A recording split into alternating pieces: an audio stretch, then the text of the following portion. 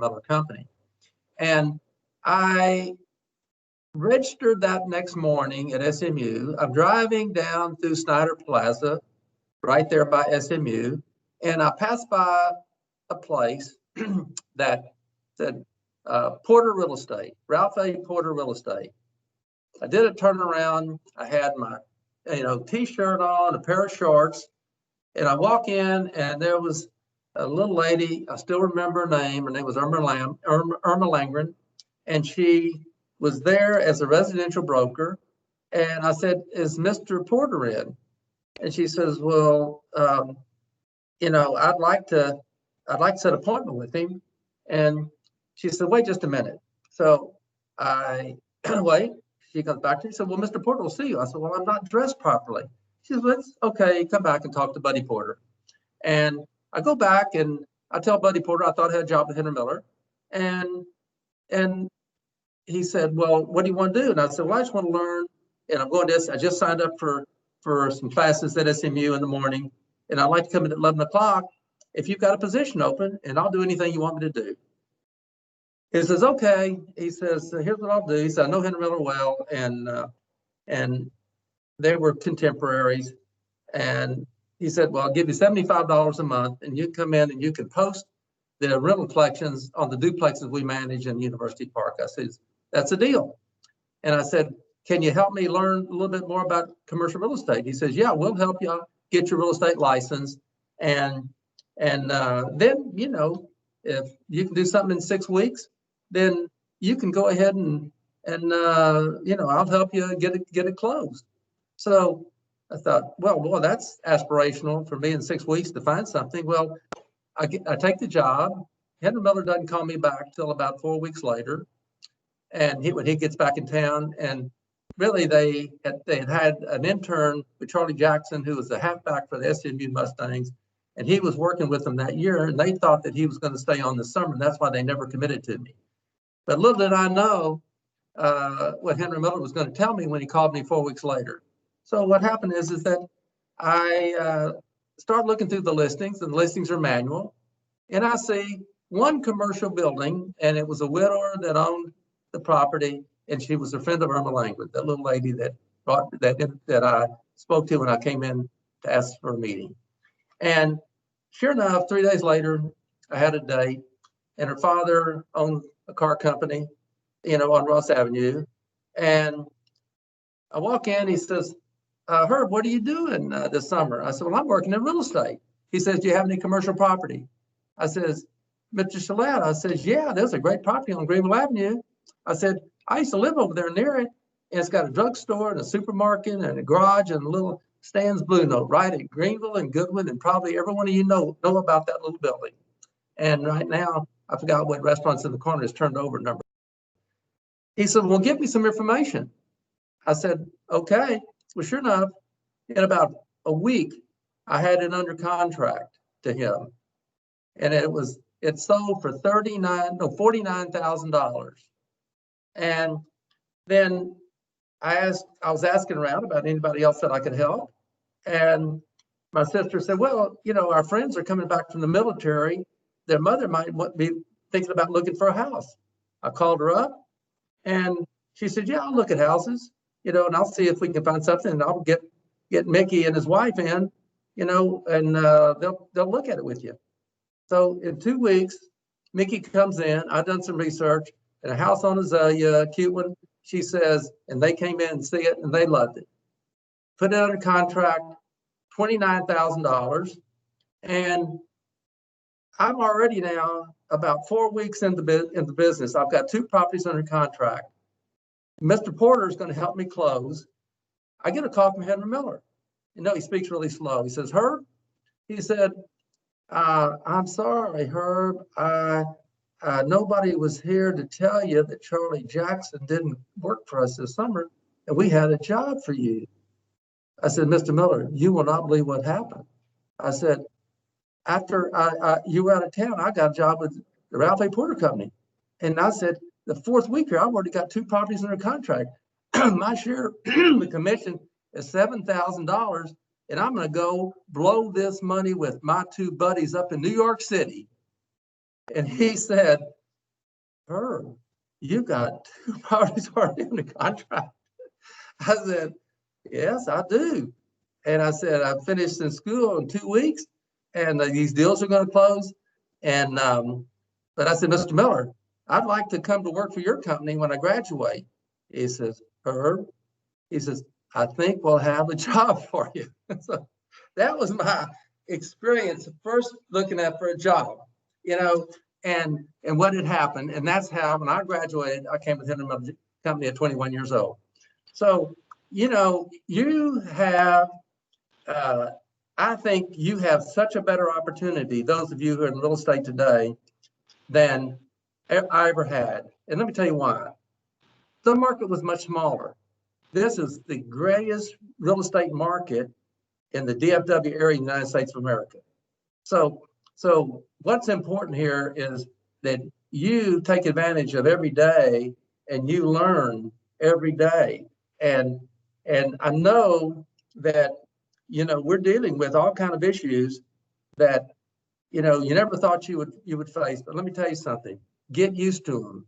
And what I can tell you is that focus. Don't pay any attention to anything you don't have any control over, other than just take care of yourself and stay in good health. So if you focus, and I asked one of our young brokers here, actually he's an assistant of mine. I said this morning, he worked while he was at school for a year and a half at UT Austin. He worked in our Austin office, and he came to Dallas because his home is in McKinney, and he did exactly what I did when I got out of college. I stayed at home for 3 years, and I stayed home till actually I got engaged.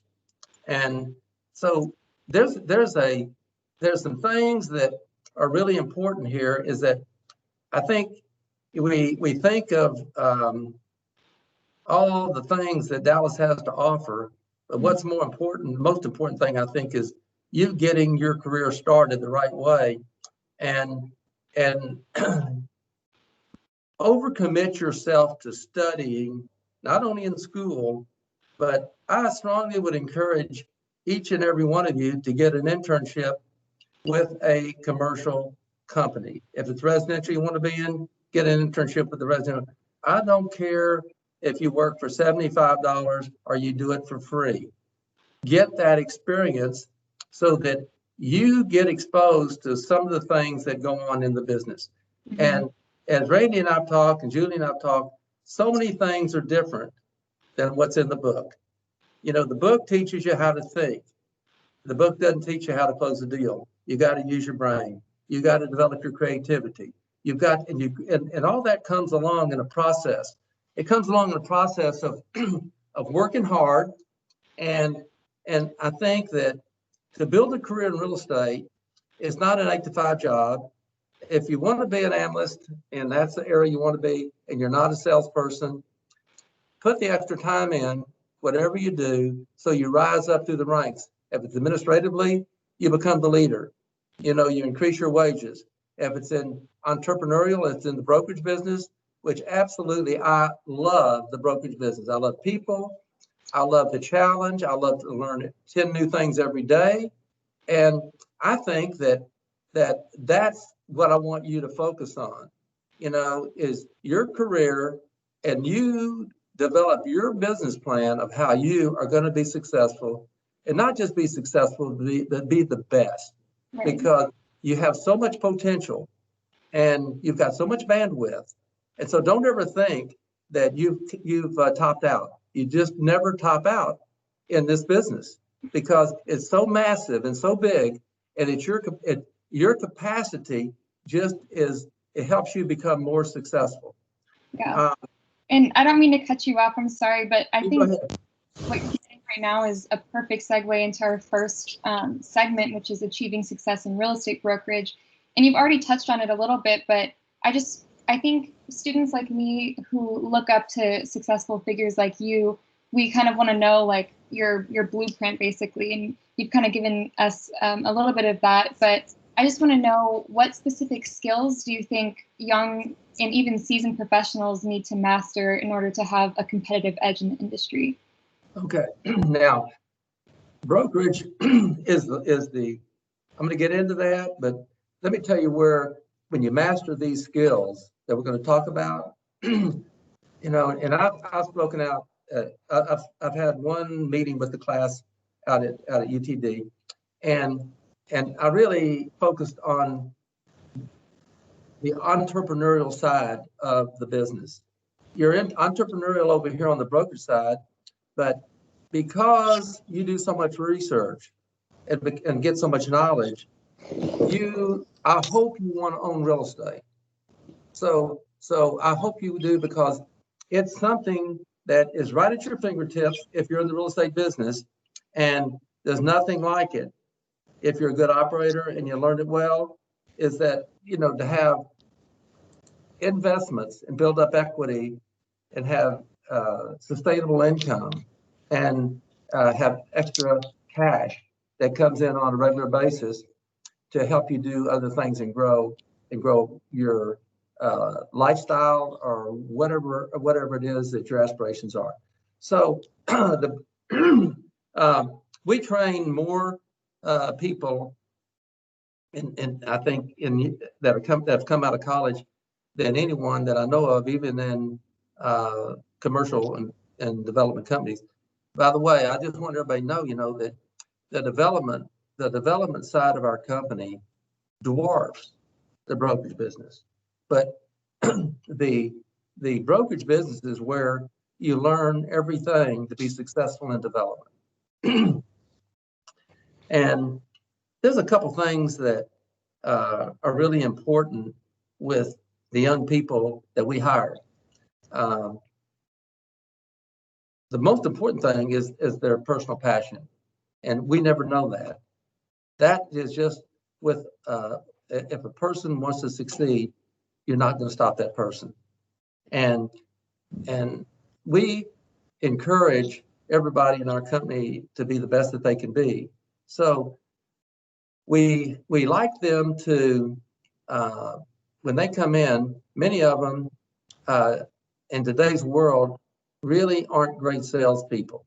They're kind of middle of the road. So we want to add to their ability. So we end up having some of them go to take a Dale Carnegie course, how to deal with interpersonal skills, and some of them deal with other training that helps them be more understanding of who they really are and being able to communicate feelings and be empathetic and be a good listener.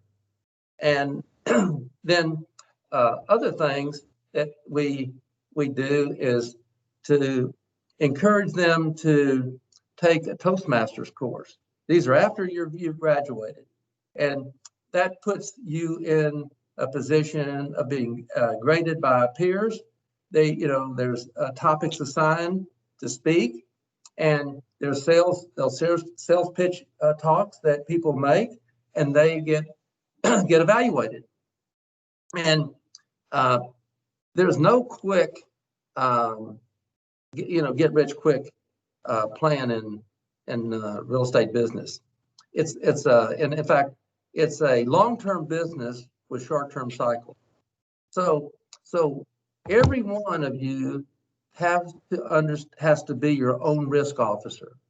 So something that is so minute as when you make $1, you save 15 cents or 20 cents and put it away, because where are you got to get in your DNA to accumulate equity and liquidity to invest. And whether you can generate that money through, you're working or as a broker on commissions, you have more fences if you're on a salary. As a broker, I loved it because I could work 15 hours a day. And every day I knew that I was learning about who owned the properties. I learned about the zoning. I learned about the areas of growth. I learned about values, and paid off dividends for decades and decades. Just the work I did that first 5 years to 10 years in the business. So those are some things that I would encourage, someone to do. And then we'll talk about all these external influences if you want to too. But go ahead with the next question you have. Yeah, I think I'm thinking back to what you were saying in your introduction, and it seems like real estate's kind of a lot about who you talk to and like putting yourself out there and stuff. And it's also about like your location. I'm also thinking about what you're talking about with Dallas and Texas in general. And you've said quite a few times that Texas is a special place for real estate. And I kind of want to know like what makes Texas special as far as opportunity, and how should young professionals take advantage of that? Hold on a second. Something's going wrong with my.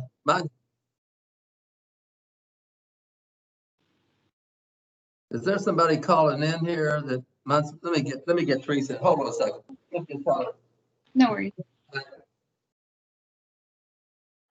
Teresa, this is ringing. The machine, the computer. Also, if it's helpful for y'all, if you click the top 3 dots at the top, it'll what happened? Drop down menu. Here, now it's back. Now it's back. We're good. I don't know what happened. Okay. Good. Yeah, go ahead. I'm sorry. Oh, I was just telling them that if it's easier for them to see you, if you click the top 3 dots at the top, you can click down a drop down menu and you can pick large gallery view, and I believe it will track who's talking so you can see each other better.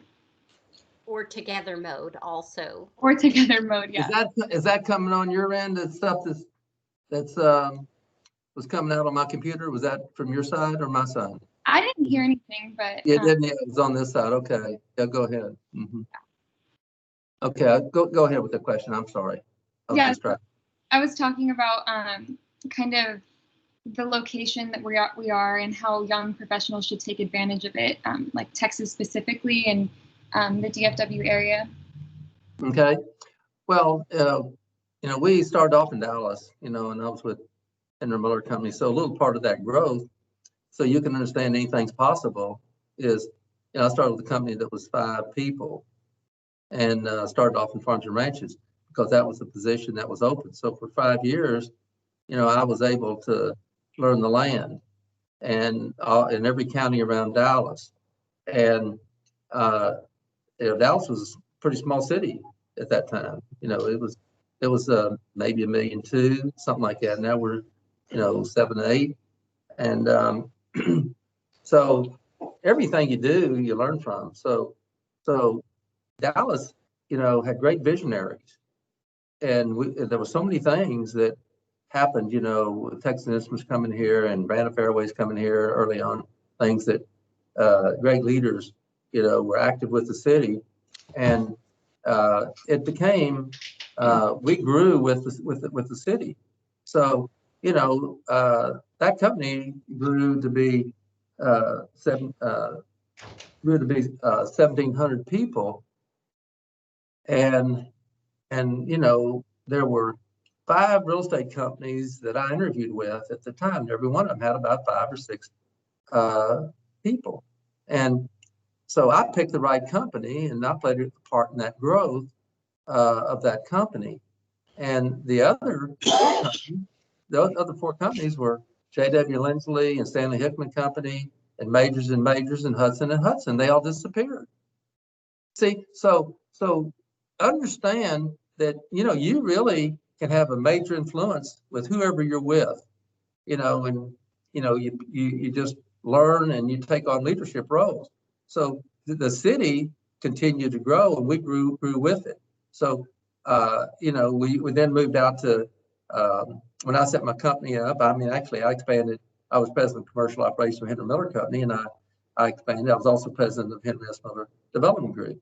One thing that we're talking about here is that about brokerage, but we built over 250 shopping centers, and we don't sell much, and so we created a base that's pretty different from what other brokerage companies have.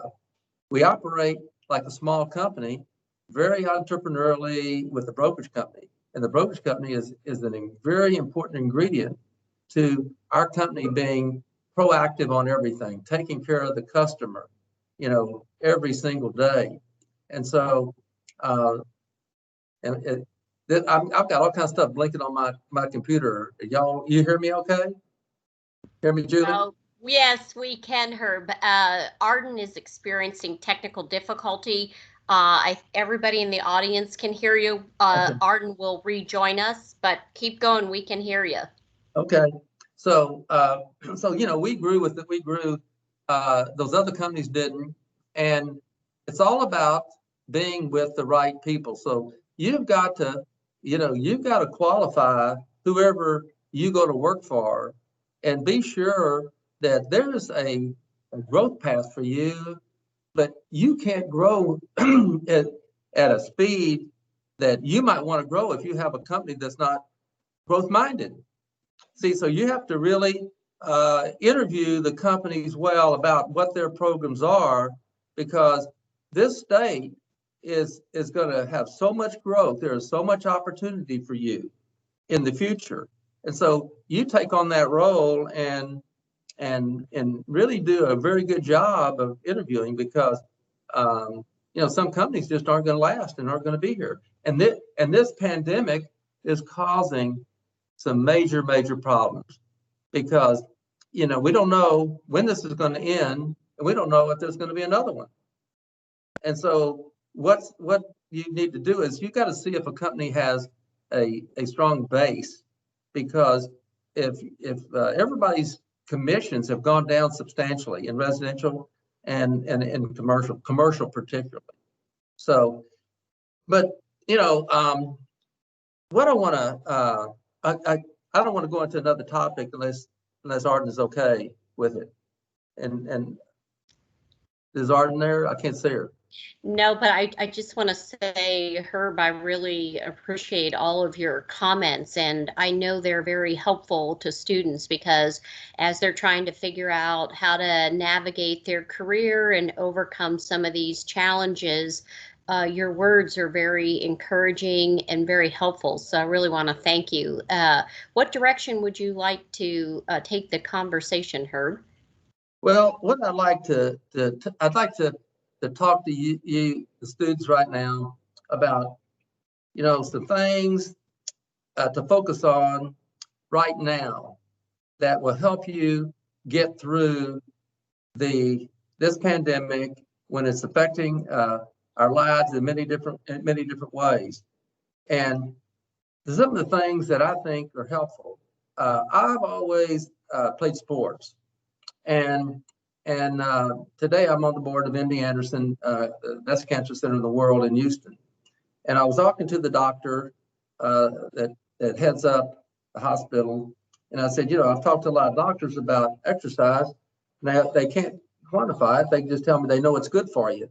I said, does the hospital's research, what has it proven, conclusively, that it's really great for you? It's the best medicine you can take.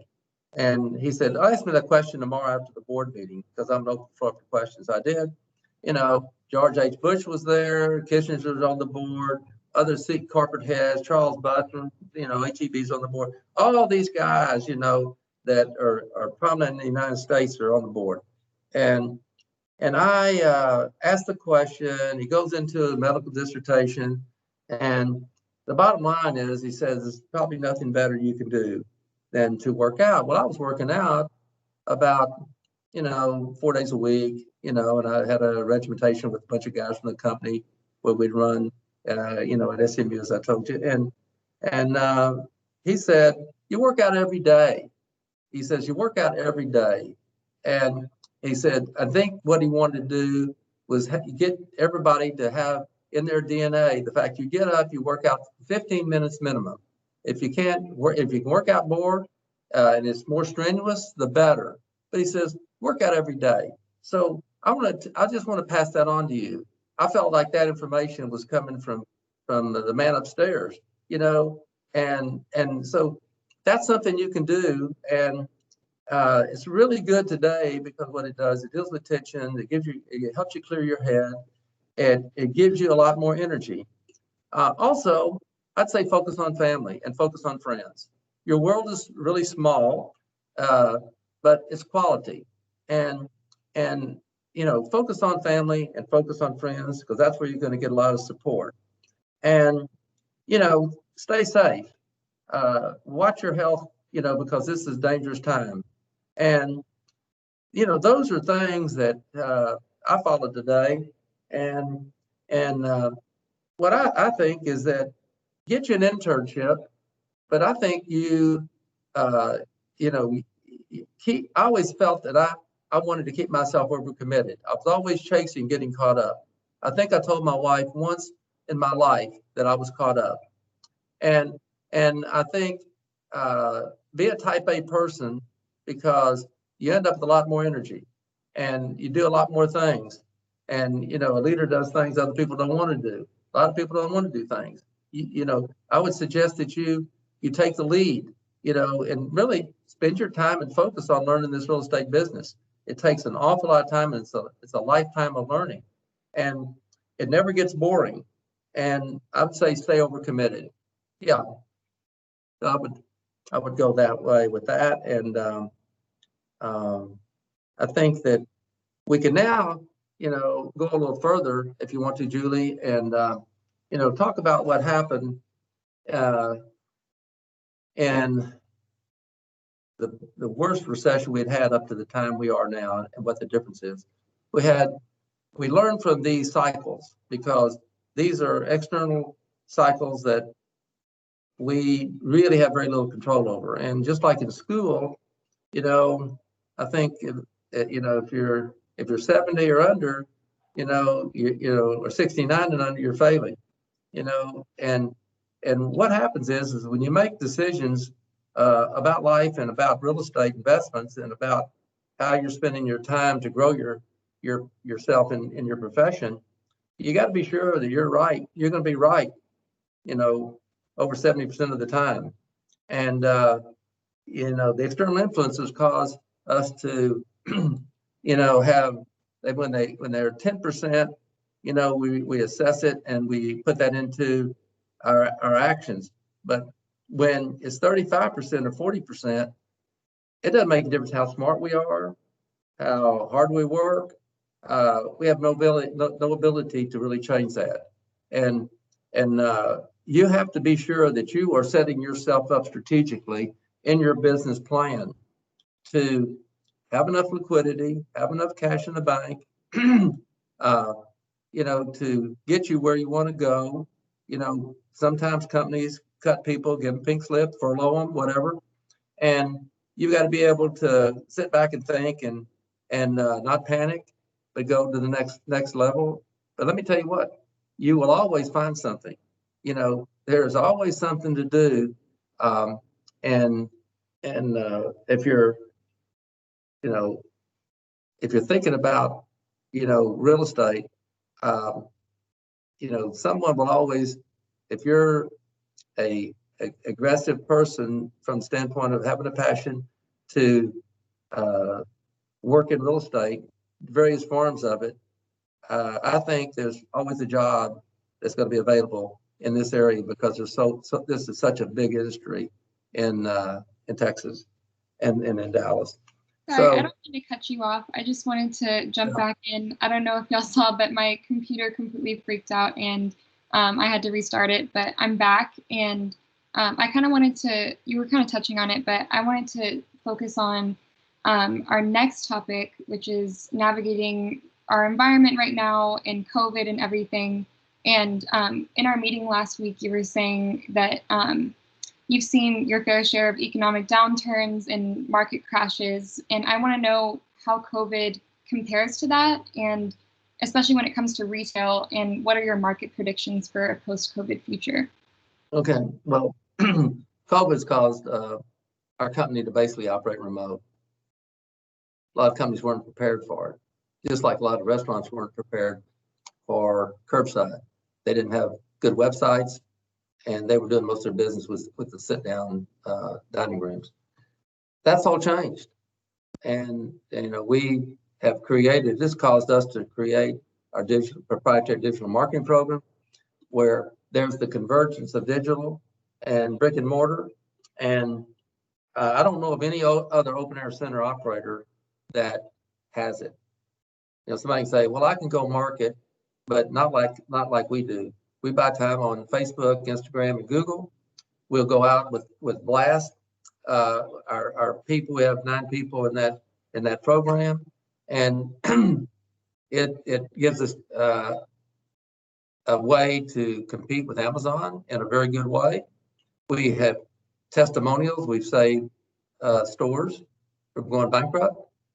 So the pandemic has caused many changes, and I think there's some loss of collaboration. There's tremendous amount of creativity that happens in the office. We can run the business, but I don't know how well that we're growing it.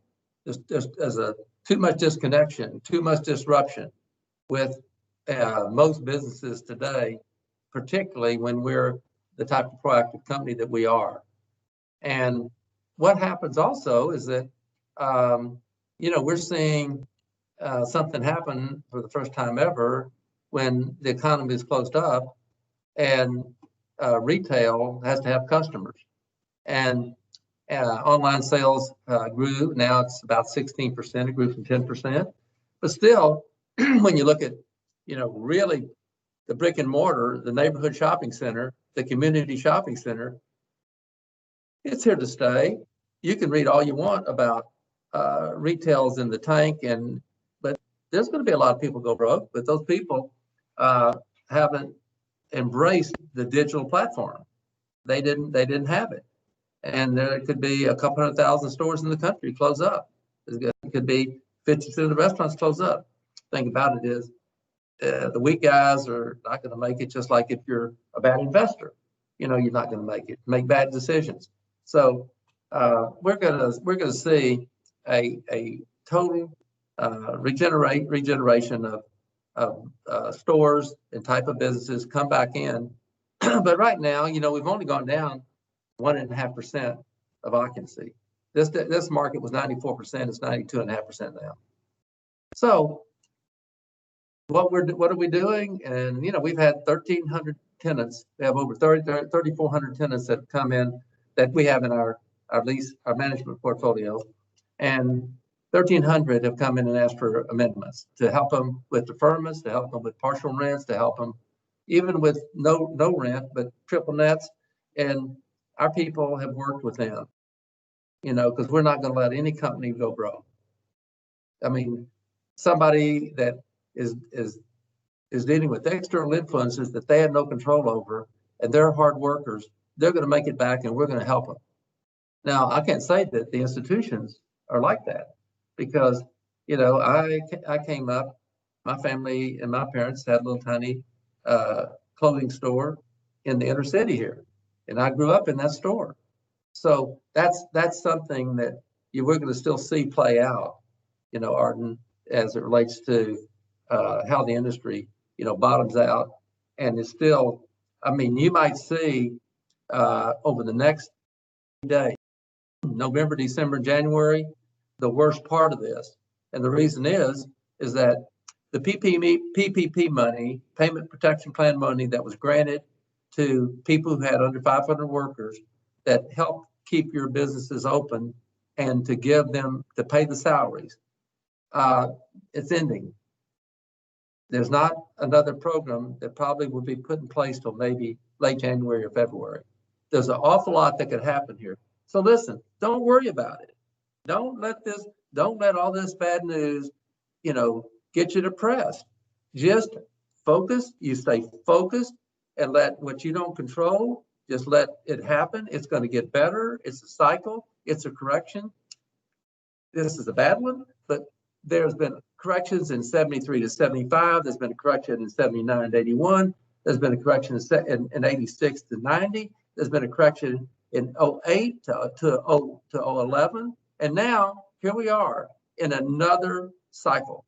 See, so we could have said the same. It would have shut us down in 86 to 90. The banks went broke. They got recapitalized. All industry went broke. It got recapitalized. Real estate went broke. It got recapitalized. So this country is got an unbelievable ability to go through these cycles and regenerate. Right. And so what I'm kind of getting from that is you think that the retail companies that are kind of most at risk are the ones that don't know how to adapt to the current times with technology and everything. Mm-hmm. Yeah. And so you think, I'm thinking of, retailers, like big retailers like JCPenney and stuff. And do you think those big box, spaces will have to be repurposed? Or do you think companies like that will adapt to the times? Well, it's really interesting question there, Arden. I was in New York and I heard the national head for Macy's speak, about their online program and selling digitally and so forth. And man, I thought the guy was brilliant. And it could be in that situation that people have just moving away from so much apparel because of the change of lifestyles. But I thought this guy and their programs are going to be fantastic. Well, Macy's is in the process of cutting several hundred stores and closing them up. Pennies, the same.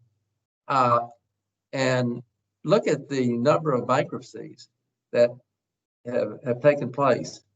And it amounts to a huge number of chains. And like Cena, they got maybe 7 major chains that Justice and Lane Bryant and Dress Barn and all these that are part of their company. Catherine's is in their company, and they're gone.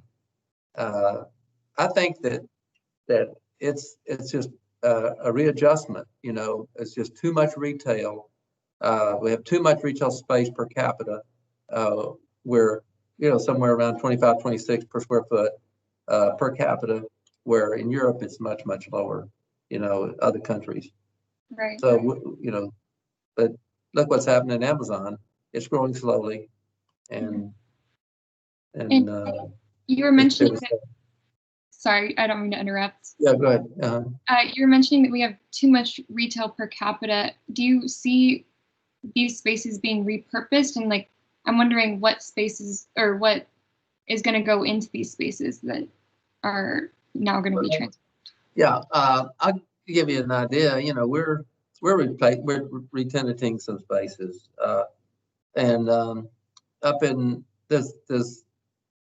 in these shopping centers, whether it's a community center or a mall, the mall is having the biggest failure. The mall wasn't the malls. If you're an A mall, you're 500 or 550 square foot and better.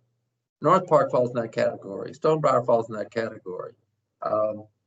And B mall are a lot of those malls that do 250 to 350 a square foot, and they're in the middle markets mostly.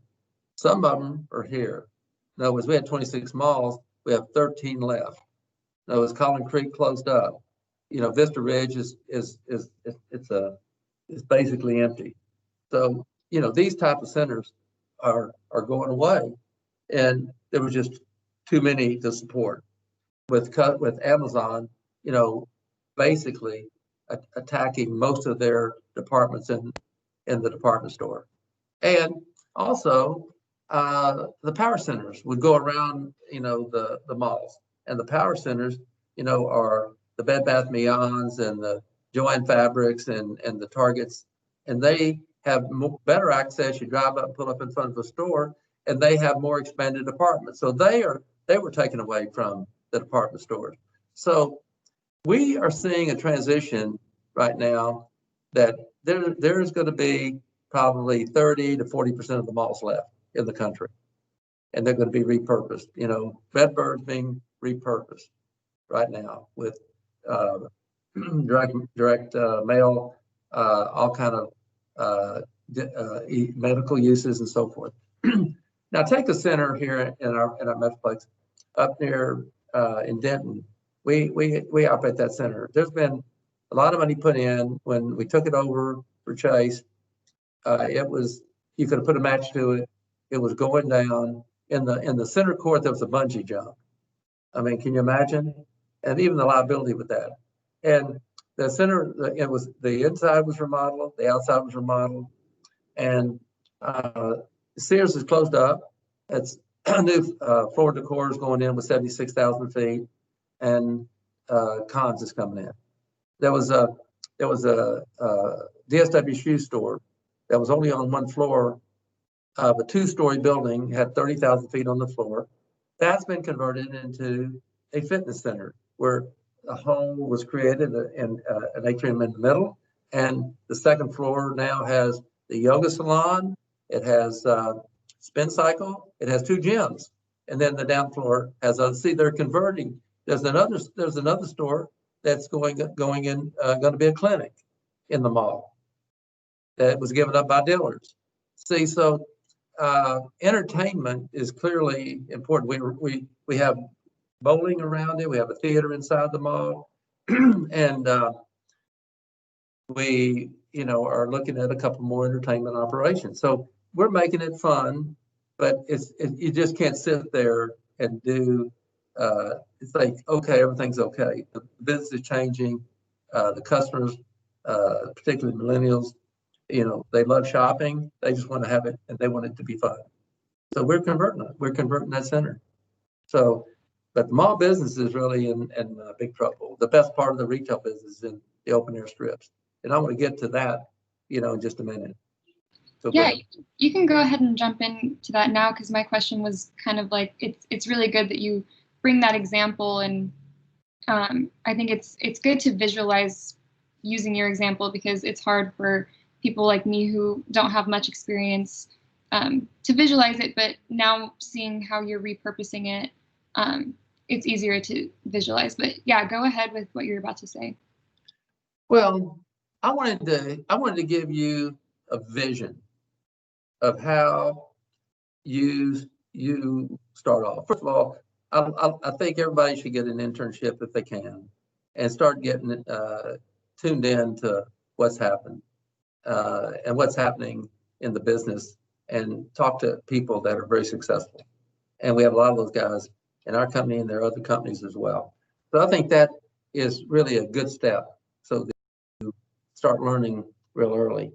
But from the standpoint of the future, real estate's a great thing to invest in, and you know it from all your work there in your studies, is that it's the one area when you look at you invest in a city, you invest in a corner, you invest in, I'm talking about starting off very small. A little building that could be 3,000 feet or 4,000 feet, or a little tiny center that's got 4 tenants in it that is 10,000 feet. That center will automatically, will amortize and pay itself off. It's like a personal savings account, and your goal is to have these self-liquidate. Well, we're in a market for a capital market right now where rates are so cheap. We're borrowing money at 3.5%, and we borrowed money up to 24%. But at 3.5%, that is it gives you spreads to make money. If you buy a property at 7%, you're paying 3.5%. You got a nice spread, 3.5% spread. The rule is about 2. That you build or develop, and you've got a 2% spread. Today, the markets are very good for those who invest in real estate. So, it's not something you can go do now, but I think goals should be set and figure out how you develop equity. I started out with zero, I had no money. I came to work, when I started to work with my, had a 55 Chevrolet with dual antennas and skirts on the side. I had Cadillac hubcaps on the front, and I had spinners on the back. You know what I mean? I mean, I was absolutely, just college all the way, but I hadn't really given a lot of thought to the future about, what did I have to turn into?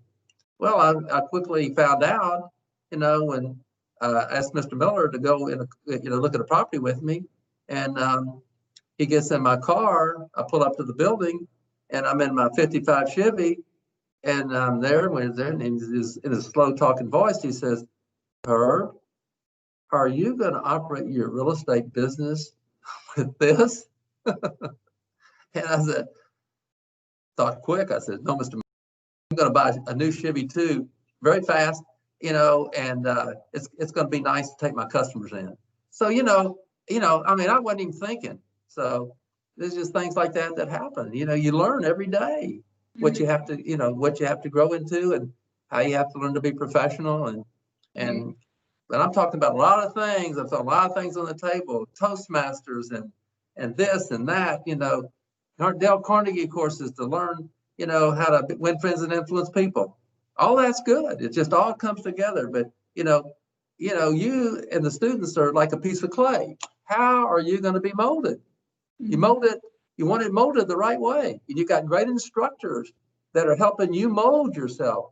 But, so much is how you yourself says, this is what I'm going to be, and you mold yourself. Yeah. You take that product and continue to mold. You never stop. Yeah, that's such a good advice, and I think that brings us to our final section already, which is crazy. Is our live Q&A. So if anyone has any questions that they would like to ask Mr. Weitzman, use the raise your hand feature in the top toolbar, or feel free to use the chat. I'll give y'all a second to think about it.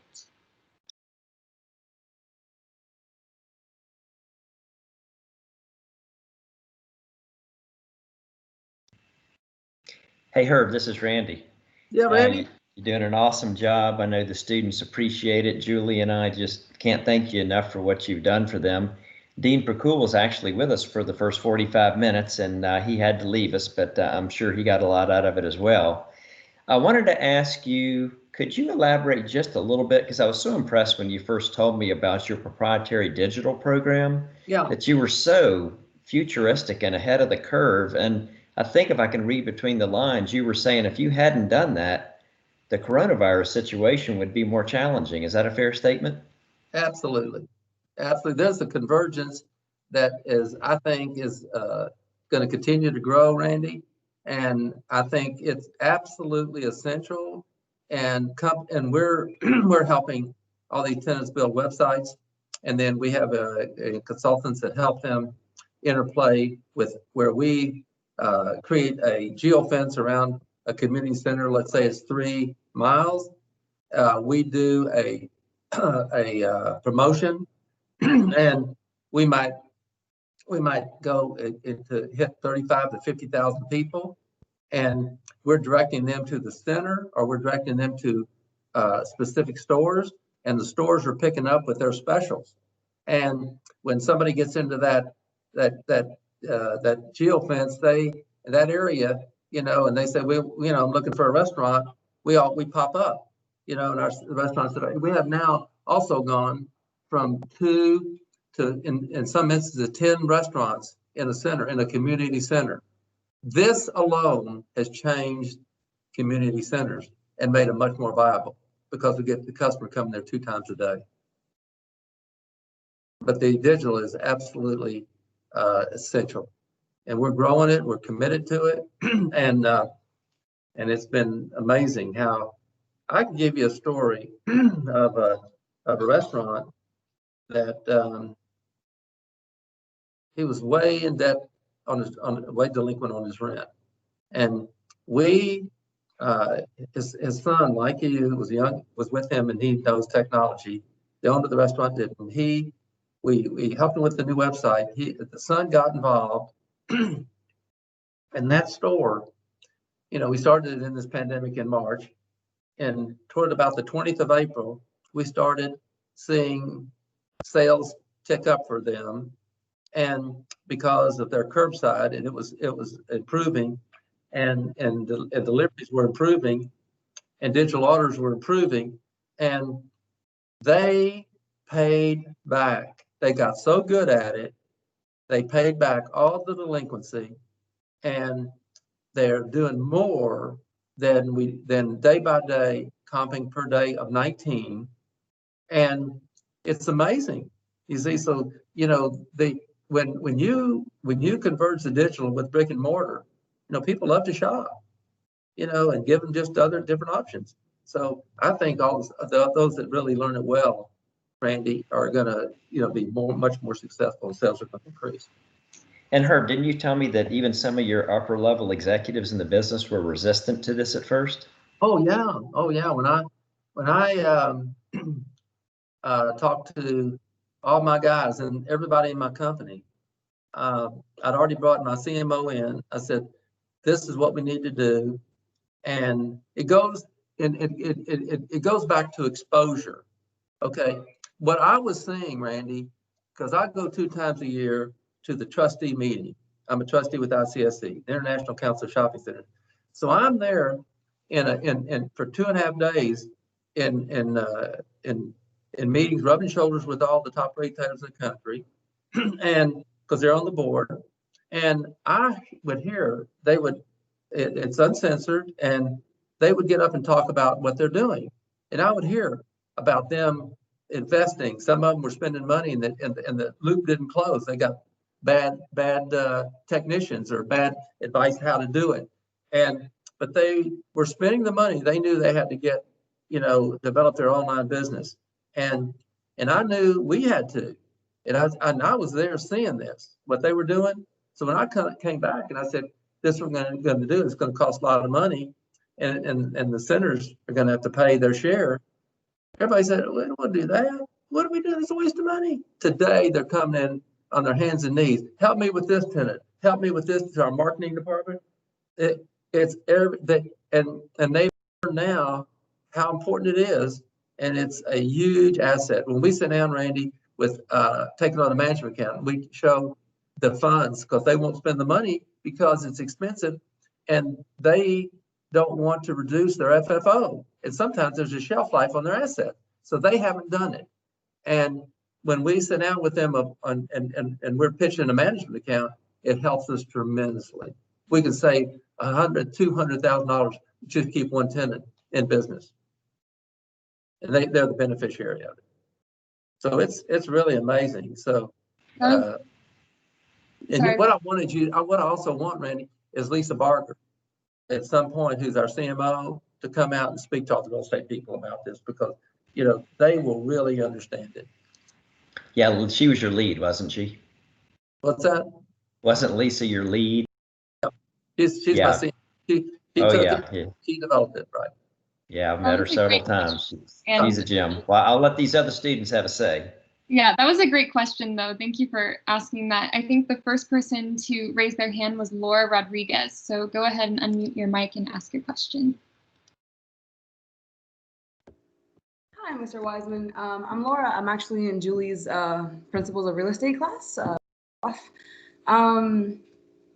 And what I was wanting to ask is that, nowadays, we don't go into a real estate firm and ask, "Hey, do you have any internships for me?" We submit our applications. And for myself, and I think a lot of students also, we don't have very impressive resumes at this moment. I get most of my yeses and follow-ups when I talk to them in person, because I have I can sell myself easily. My resume does not do a good job of that. So what advice do you have for us that don't really have an impressive background or much experience, so that we can get those callbacks? Well, employers look for a lot of things in students. I think it's important I don't care where you work, just the fact that you work, because nothing's easy in the business world. It's highly competitive, and there's a fair amount of pressure to succeed. Costs are high, but let me tell you what, people succeed every day, and when you have an opportunity to, I talked about being an intern. I think Randy and Julie, a lot of people in this city, and there's an awful lot of companies. I can make recommendations to them about companies that I think, would put somebody on. I think you need to build your bio and show that have been exposed and you've taken initiative. Big part of success is initiative. So, and then you're gonna be the total beneficiary of everything you do. You are absolutely gonna learn. And so I would I would go see if I could do, I don't care, get overcommitted, as I said. You go do some work in the real estate companies, you're rubbing shoulders just with the people. I'll tell you an example, kind of what happened to this guy that works right now with me, and he worked in our office in Austin. I was in college. When he comes back here, I said, well, when I was interviewing him, I said, did you in Austin, did you go to any proposals? No, I was just, helping them, with putting presentations together. I said, did you ever go to a closing? No, never went to a closing. Did you ever see a negotiation? No, I never saw a negotiation. Well, I said, well, look, why don't you come with me Saturday? And I think I ruined him. I said, you got to learn, it takes a long time, everything's difficult, those closings are hard to do. I said, and it's just the law of averages. You got to make 20 contacts to make one deal. So he meets me out here on Spring Valley, at Central, as well, Farmer 7-Eleven store. I sold it to the individual who bought it for $30,000. 7-Eleven's paying $300 a month, so it's about $3,900 a year. So he walks in with me. The owner's there. They've been a tenant for a long time. They wanted to buy the building, and so bottom line, they said we want to pay, now from $30,000. They said, well, let's pay $600. I said, well, we're way off. I said, sellers want to buy it, pay, want $1.2 million. So bottom line, we ended up meeting at $1 million, and I take him outside. I said, let me call the owners. I didn't make a phone call to the owners because I knew what they would take, and so I come back in. Bottom line, I said, well, what do you need, 30 days to close? He said, no. I said, I've been here a long time. He says, yeah, I'll close in a week. I said, a week? Okay. So I'm having this new student, this new entry with our company looking at this sale. And sure enough, I said, okay, you go get the contract signed. Here, take it out to him this afternoon. Gets the contract, takes it out, he signs it. Then takes it over to the title company. This is the trainee, that was with us. Took it to the title company. Then in a week, he went to the closing. I didn't go. He went to the closing, the whole thing closed. He said, that wasn't so difficult. He said, we walked in there, we made the deal, in 30 minutes, in an hour, and now it closed in a week. How difficult is the real estate business? I said, I've ruined you for life, because he thinks that that's the way it is. That was the easiest deal I've ever had in my life when I showed it to him. So, it's, you make your breaks, but, go ahead with, was that, did we touch base on your question about,